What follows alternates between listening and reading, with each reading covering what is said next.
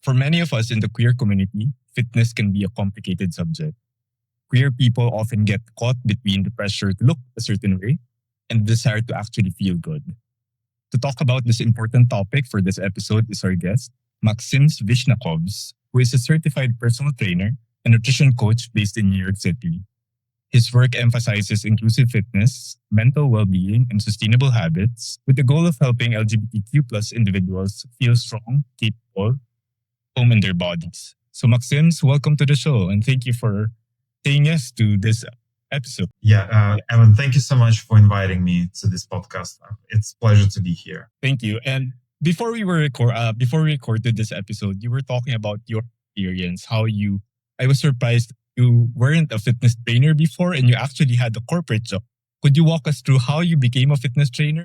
During pandemic, I got pretty stressful job, which kind of led me to start reconsidering my kind of career path for myself. And prior to that, in 2018, I became vegan and I decided to start bodybuilding, just like amateur level. Like I never wanted to compete. It just really was something I was genuinely interested in. And then I guess during pandemic, I kind of learned a lot about what I want from career and also I learned a lot about fitness space. That fitness space is very like highly polarized field, and there's a lot of opinions and a lot of contradicting opinions, and it creates a lot of confusion, frustration for people who actually implement the advice from influencers, and then things do not work for them, or it's just like proven to be unsustainable. And so I guess that's kind of like how it led me to become a fitness trainer, because I cut through this by just reading research, listening to people who actually have degrees in science or physical science, and kind of like accumulating this knowledge and using it on me.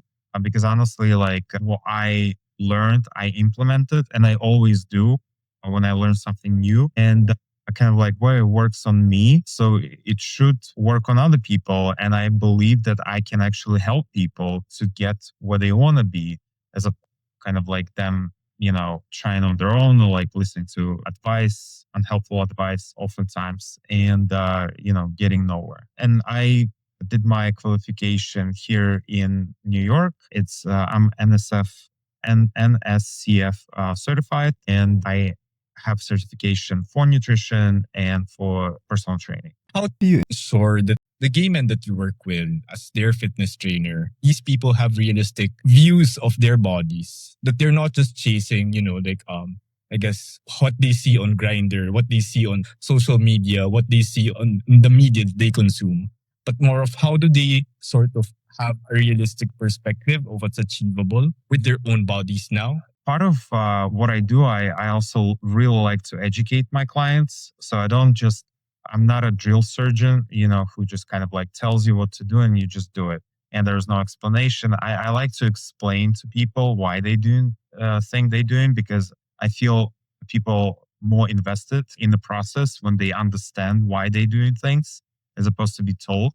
And that also like improves adherence and gosh, I forgot and sustainability, basically. So first, I tell people that the most important thing in the fitness is not the lifting weights, it's the diet and resting. If people are willing to have that conversation, I can always go into detail, but usually I like, look, we need to be tracking calories and macros, because intuitive eating could be a good thing. But like if we're talking about aesthetics, if chasing aesthetics, then unfortunately you have to track everything, because that's gonna kind of like provide you the kind of a shortcut, even though there are no shortcuts in fitness, but this is gonna be the shortest way to get what they want to be, and consistency. The other thing, pictures on Grindr, or like, people on social media, I also will disclose most of my pictures are done when I'm pumped,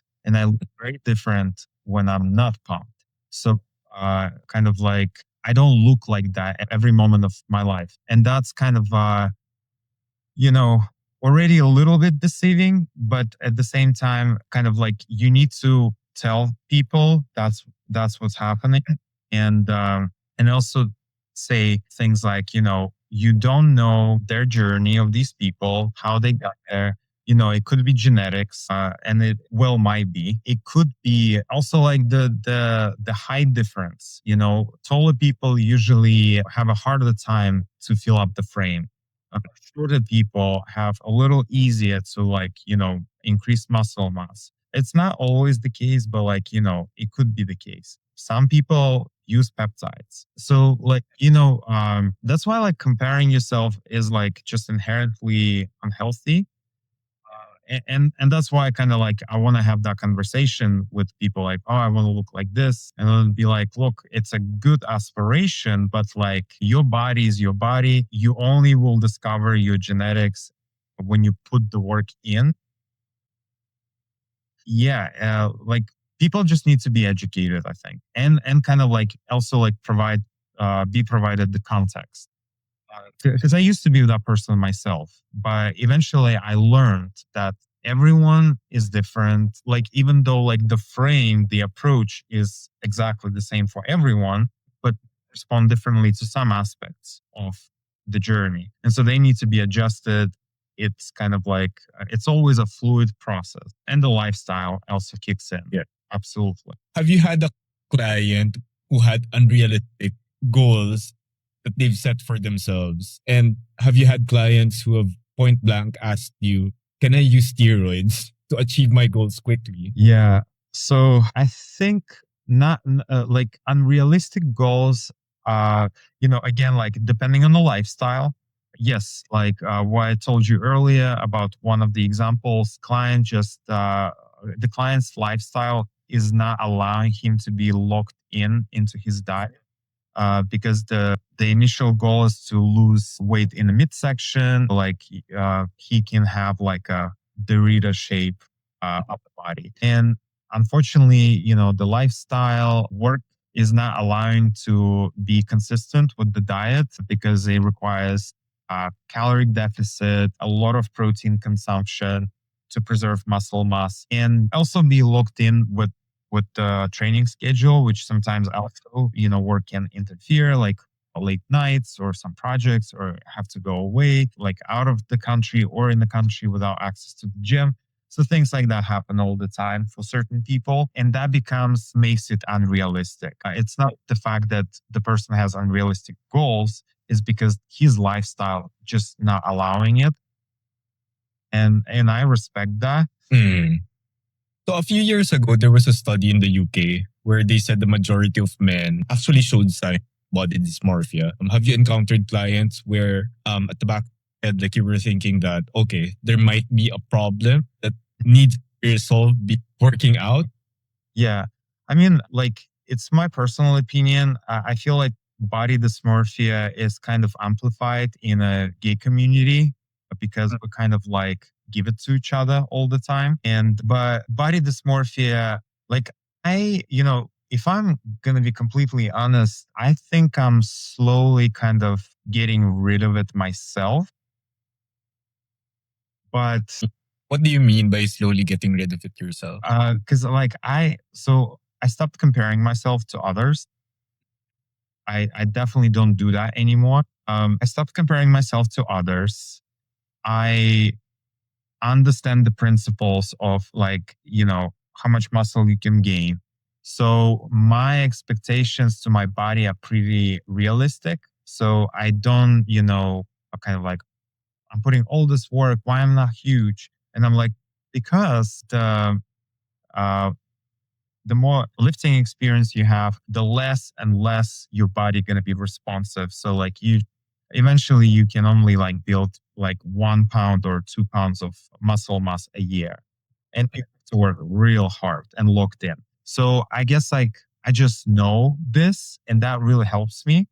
I think it's just the knowledge, It's kind of I'm not getting frustrated. Oh, why? I do all this work. I know I'm doing everything what I need to be doing. And that's what body gives me. And the only time I would say maybe I have a body dysmorphia, I fell out of training for some reason. I might get sick or I need to go somewhere. and I don't watch my diet or whatever. And then I kind of compare myself now and then, and I'm like, oh, I want to go back, and I don't know if that qualifies as body dysmorphia. Honestly, I don't necessarily, maybe I'm blind to that, but I don't necessarily see that in my clients. I didn't notice any really outstanding cases like that. You mentioned that you create a safe space for your clients. What does it mean? How does it work? For me, safety really comes from the language first. It's like how I speak to people. So, like, I don't objectify people. I don't push my beauty standards on people. I don't tell them how to look. I only there to guide them and help them along the way where they want to be personally. Like, I I wouldn't even like comment on the body if I will be asked to, because that's already uh, to me, that's like crossing a boundary. In fact, it's like it's a superficial industry, but like I respect people's bodies and the way they see them because it's their view, and I don't want it to be disturbed. And honestly, I feel like most of my clients do have healthy relationship with their body. And then when it comes to, language, obviously I might have sleep ups and probably my clients tell me better, but I try not to criticize the choices, or like I'm trying to be compassionate to whatever they going through. I try to validate their feelings. The way they feel is the way they feel, and there's nothing wrong with that. Because we often told that like get over it, and like you would never hear that from me. I would be like, I'm sorry, like that's tough. It's kind of being like not even a therapist, but just kind of like being supportive. Being someone like they can kind of like have a little bit of a comfort. And I don't give advice unless it's a fitness advice, or I need to correct technique, but I will always explain why I'm doing it. It's kind of like in a language most of the time. Also, kind of like even how I interact with people, kind of making feel safe just being around me, like the energy, how I behave, kind of like giving my attention to them, not being on my phone, even though like when I'm doing personal training sessions, I have to be on my phone because I have the programming and I make adjustments because progressive overload, or like, changing how many reps they've done this time or changing the weight. So I need to like keep track of that and make sure that the same exercise in different way, different day also has that recording. So it can appear that like I'm on the phone, but like I always say, sorry, I'm just recording your stuff. So like giving them full attention, not being distracted, focus on the client, make them feel seen and cared for. And just kind of like, yeah, like really not judging the choices, or like being very, very careful with the language. And honestly, that's like how I want to be treated. You know, that's just like comes from the place where I didn't get that enough from other people or my caretakers, and I want to kind of like make other people feel that way, and hopefully it will be reciprocated. So you talk about you not objectifying your clients, but I assume as a fitness trainer, and I guess this goes for a lot of fitness trainers out there. Your bodies are out there. You show your bodies on social media. Have you ever felt that some people have sort of made you feel unsafe, that you felt objectified? And how do you navigate that experience? Like, how do you navigate those incidents where, I guess, a client has made you feel unsafe, or an incident sort of makes you feel unsafe to some degree? Well, in this case, like I not call them out, but like I'll tell them. Like I'll tell them, like, look, that made me feel uncomfortable. And if we have an understanding, we keep working together. Uh, if it happens second time, that's already kind of like become a pattern. And at this point, it's usually like a turning point. Do we like, shall I, invest myself into this client? Does he want to, change the ways he invest in changing the ways he interacts with me? And if we don't come to an agreement, and I guess we're just not a match. Because it is important for me to feel safe too. I'm a human being, and the reason why I do this job is as well that I personally don't fit in corporate culture because it's very kind of like it's like a grind, and people just sort of well, you're just this little cog. You're not that important. You're just kind of like part of the system, and it's all about the company. And that approach just does not sit well with me. I feel like everyone should be respected. Everyone needs should be heard, and people just deserve to be treated with decency. And it's always both ways. And so, yeah, for me, it's important to create safe environment for people, but also feel safe because this is how I show up the best. If I, for instance, if I don't address things with people and they affecting me, it's going to affect how I show up for that person.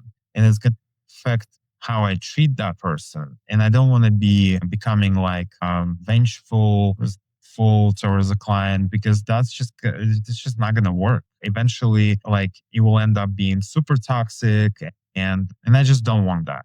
It's like if we're not a match, we're not a match, and it's totally fine because I really do care about the environment I create when I train people or have relationship with people. Like I just like I believe in honest relationship. So how do you sell the idea of aging well for your Yeah. client? That it's not about, like looking like you're 25 forever, like with the body of a 25-year-old, but being fit for your age. Yeah. So yeah, it's a hard sell, I gotta say, because in fitness industry, there's like a hyper focus on being young, like stay young, and it's for young people, which honestly is backwards because you can get away without exercising when you're young and everything is going on for you. Your body operates 100%. You'll be totally fine not exercising. But as you age, we have sarcopenia, which means muscle waste throughout years, and it can be offset by increasing protein consumption and resistance training. But also, when it comes to like older population, like 70, 80, maybe like mid 60s, you also need to start incorporating power training, which sounds so insane when you talk about, senior people. You kind of like feel like, oh, they need to be like very careful. Well, they actually need to kind of like do some explosive movements because it helps them to keep the strength and power in wasting muscle, which is like both things are important: strength training, power training. But power training like is very key for all the population. Honestly, I haven't been promoting that to seniors as much as I used to be in the past. Like, I'm probably not going to talk about the reasons why, but I do have senior clients and I do have, that approach, power plus strength training for them, because that's exactly what they need. And I also try to educate them on the diet, but it's obviously, if I'm a personal trainer to them, I have a very limited time when I can talk about it. It's really like, up to them whether they want to hear that or not. So yeah, I wrote an article about it and I did some expo for senior people in the past, but right now I'm not like focusing on it, but I am like obviously willing to train senior people. It's just like, it's a tough audience to reach, honestly. So as a last question, you mentioned you were vegan, right? And at the queer vegan personal trainer in the current climate where, like this obsession with meat as being masculine, like how do you navigate that? How do you sort of stay true to who you are and also tell people that, you belong in this space, like the fitness space, even as a vegan, like it isn't detrimental to like be fit, like building muscle and all of that? Yeah. So like, there are like multiple studies which investigated this topic about protein. Obviously like vegan is non-heme protein and animal protein is heme. And, there was a belief that like it gets absorbed better. then like the more research is being done, it seems like the absorption rate is just minuscule. There's not much difference. The only thing is that, yes, a lot of plant-based protein sources can be not viable, which means like they don't have all amino acids in the right ratio. But when you're combining all of them, or if using soy, and if you like allergic to soy, you can go to pea protein, which also like is a full amino acid profile, essential amino acid profile. And also like protein shakes, they have like the full profile of essential amino acids. So like it's getting demystified, but obviously, I feel like in the social media space, people just try to be sensational, and that creates engagement. And if you kind of like, kind of like, oh, this is what you need to do, it kind of creates the illusion of solution, I think. And people kind of like, I feel like people's brains are always like looking for a shortcut, like whatever is the easiest way, I'm going to go in. Because like, being vegan, honestly, like at the beginning was a learning curve. I needed to figure this out, like find protein sources and eat, certain products and find like, how to hit my protein. But now like it's easy. Like I eat like 270 grams of protein a day, right? It's expensive. I do not recommend. Like you probably don't have to do that. But I do it for now just because I'm on a calorie deficit and I want to maintain certain body composition. And uh, yeah, so kind of like people, I do have vegan clients, and like the part of the work is really like ramping up protein. And that's where people really start noticing real results. Do you feel that you have to prove yourself more because you're vegan and also you're queer? In the same way that being queer, like for gay men who have been bullied, like you have to, you're stronger now. But also as a vegan, do you feel like you have to prove that, hey, you can be fit, you can build muscle on a vegan diet? Yeah. Honestly, I used to be like that. I used to kind of like be very like in that activist mindset. And now I'm kind of like calm down. I'm not sure what the reason is. I'm just kind of like, well, I'm living example. What else you want me to do? Like I do get like accused that like I'm using peptides and that like I'm on TRT, but I'm not on any of these things. Uh, and honestly, like I just don't fight people on the internet because I don't want to waste my energy. Like I better off like just focusing on producing more reels, or like, focusing on my work, because people are going to think exactly what they're going to think, and they're just going to fight you on this.